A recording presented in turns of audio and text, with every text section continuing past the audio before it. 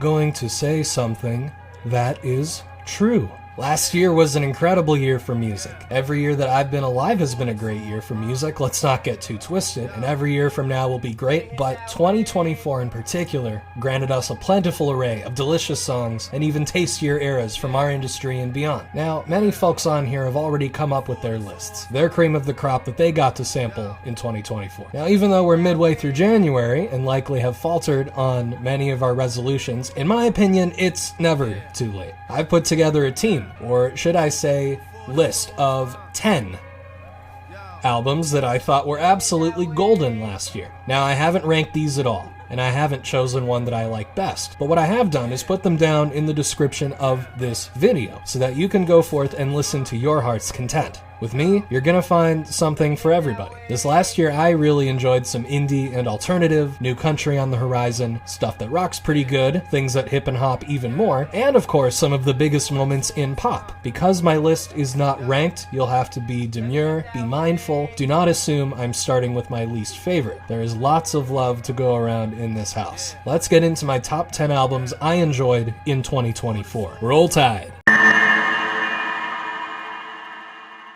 Alright, we're starting with the easy listening segment today. For real though, this album rocks really hard, like a great big pile of chat. Cool World by Chat Pile is likely the thickest, sludgiest, and heaviest one on my list. And that's not just to speak for the crushing guitars, bombastic drumming, or the discordant changes you hear on record. The lyrics from Raygun Bush here paint us pictures of dread, despair, and unrelenting fear. We get into the climate, we get into the state of politics, interpersonal relationships with others, and ourselves. Everything feels like it's pinned under an insurmountable weight. And it's true. You can tangibly feel the heaviness of Chat Pile here. Alright, I was kinda joshing earlier. We are gonna do a little ranking, but only a little. My top 3 songs on this Cool World record are I Am Dog Now, Funny Man, and Mask. But I'd implore you to listen to the whole thing.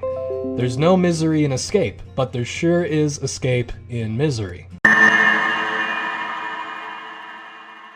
I figured we should move on to an objectively happy and uplifting project. For real though, this record contains some of the most sardonic and satisfyingly clever lyrics that I heard in 2024. MJ Lenderman's masterpiece, Manning Fireworks, takes all the cakes, with plentiful country-tinged flavor. Everything on my list plays well in a car, let's not kid ourselves, but Manning Fireworks really cleans those hard-to-reach crevices the best when you're on a drive or have some time to really sit down and listen. There's lots of snaky guitar work, harmonious pedal steel, and almost Neil Young-like affectations. There's a polished modernity on top that seems to make it all somehow timeless. The underwhelming throes of masculinity and the calling cards that come with finding personal meaning, it's all right here. Everything just feels so sensible. Like I said, I'm going to say things that are true. This might be the most sensible record of last year. My top 3 songs have to be, of course, the title track, Manning Fireworks, Wristwatch, and of course, She's Leaving You. Now I've got all 3 starter Pokemon here today, but this record was on my list because of the replay value. This CD of mine got so much playtime. XOXO from Camila Cabello, como se dice, is a terrific pop record. I'm gonna go on defense for a moment. I think this album was very misunderstood last year. Too many people drew conclusions that just weren't there and probably talked just to talk. The beats are so crisp. They bring me right back to the heat of Miami, Biscayne, and South Beach when I last got to visit. It was very cool. The wordplay is also very clever. It can be very sweet, and at times incredibly touching. When Camila mentions shaking ass on Collins, I know exactly what she means. I was there. I'm pretty sure I heard a sample of Pitbull somewhere in here too. What a guy. This is just an amazing party record. It's so much fun. Easily my top 3 are going to be Chanel No. 5, He Knows, and Dade County Dreaming. My only gripe really here is how many Drake features we've got. I mean, somebody's got to get this guy out of here. These guys never fail to make me smile. You might know Future Islands from the viral Lenderman video where they just tear it up. I mean, it's incredible stuff. Well, during the throes of COVID, they made this record, people who aren't there anymore. You're gonna hear the synth pop stylings, the cool rumbling bass, spacey and washed out chords, and the gruff yet supple vocalises from Sammy Herring. But that's not it. The lyrics on this one are full of grief, heartache, and the insurmountable feeling of longing, that glimmer of forgiveness that you just might need. This has to be their most emotional project since Singles, or at the very least, The Far Field. I was incredibly lucky to see these guys live at First Avenue in 2017. I'm gonna be an Islander for life. Hey, you guys should all be Islanders. One thing I'll say is that this is a headphones album. Give yourself some space and plug this into your pods or over ears and bask in the goodness. My top 3 songs on people who aren't there anymore were difficult to choose, but today I've got The Tower, Deep in the Night, and Peach.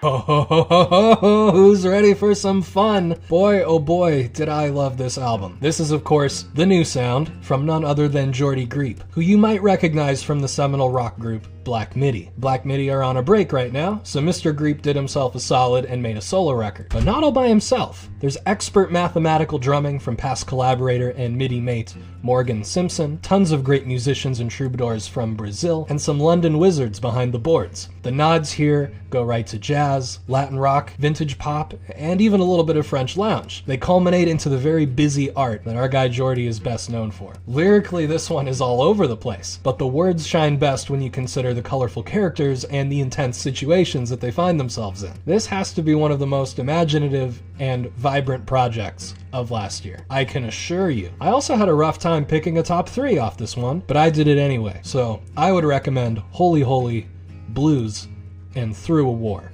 Just astounding stuff. Really just astounding.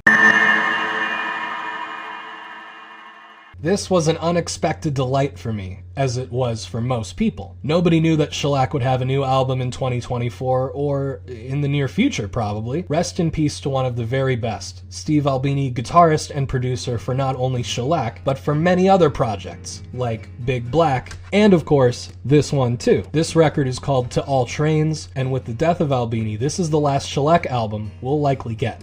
But boy did they go out with a bang. Like past releases, we've got muscular riffing, nimble bass work, drumming that's loose and tightly precise at the same time. Nearly a decade in the making doesn't sell anything short though. The vocals and lyrics are equal parts snarling and reflective, with zero sentimentality. I'd pair this with a good record player, and some room speakers with plenty of depth if you've got them. If you're into mathematical rock, really tight songs, and plenty of noise, this is totally for you. My top 3 in this group have got to be Girl From Outside, Days Are Dogs, and the closer, I Don't Fear Hell. What an arrangement of loudness and purpose, my goodness. I'm gonna be trying to recreate these tones for a long time.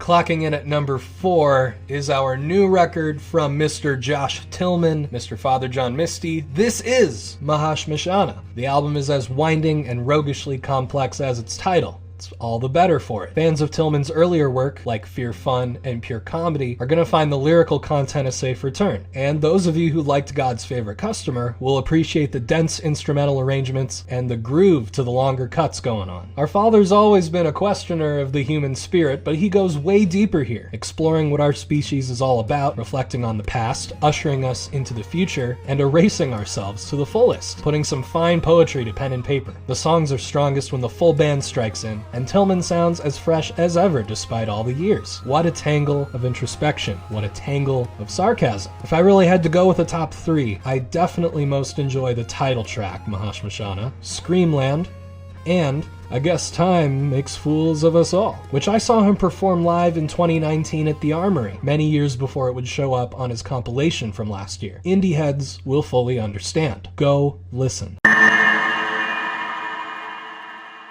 You've got a lot of nerve talking to me that way. I'm only kidding. I just wanted to say that this might take some more cakes. I enjoyed this album a ton last year, and I still have it in rotation regularly. Kit Sebastian is here and now with new Internationale, and the title is quite fitting. The duo here, made of Kit Martin and Maeve Erdem, splits their time in France and Turkey. The results are stupendous. We've got Europop, we've got Turkish Yeye, Psychedelia, Tropicalia, a whole world of flavors show up here and make themselves known. The synths are entrancing. The rhythms are pretty much, downright hypnotic, and the spikes of color and lushness permeate every track. Even if I don't understand what's being sung linguistically, I can sure get it in my head emotionally and dig right in no matter what. This is a phenomenal album. And if you feel like challenging yourself, or not everything has to be hard, go ahead and stream this on some good earphones and you won't regret a single moment. My top 3 songs off of new Internationale were of course very hard to choose, but for now, it's going to be Metropolis, Camouflage, and Mechanics of Love. You know what, go ahead and throw in Faust for good measure. That was a great one too. Anybody else excited for the Super Bowl? I, for one, can't wait until K-Dot brings out Not Like Us and performs it 8 times in a row at halftime. Go ahead, UMG. Make our day. Seriously though, like Shellac, we got a surprise record last year that continues to astound. Kendrick plays to his strengths on GNX for rhymes, rhythms, and introducing beautiful vocals from De Rabrera, and bringing it all back home with a truly West Coast hip-hop feel. The beats play well in any car, not just the Grand National, and I can't wait to cruise Los Angeles again with this in tow. Yeah, there's beef on this album, but the best moments come from the unhinged bars and mental states that Mr. Lamar Duckworth really kills it on. So I've got to pick a top 3 somehow. We're gonna take TV Off, Luther, and Heart Part 6. This album is truly exciting. Please don't sleep on GNX, my friends. Yeah, pop music is so back.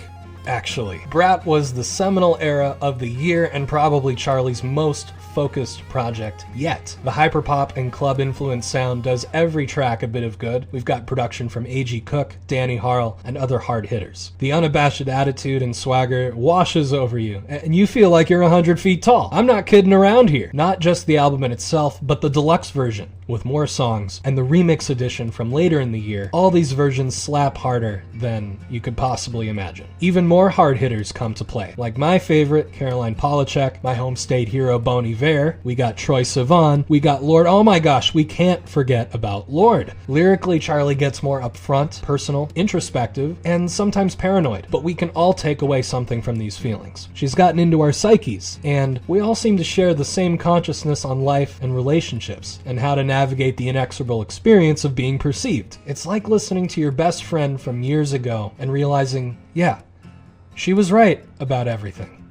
Everything. Definitely this is the most infectious pop project of last year. You didn't need me to tell you that, but we'll just have to see how it goes. Picking a top 3 songs out of here is really challenging, but I'm gonna have to go with club classics, Everything is Romantic, and I think about it all the time. Yeah, you know what? Go ahead and throw 360. Go ahead and throw 365 on there too. What am I saying? This was just so good. What an astounding album.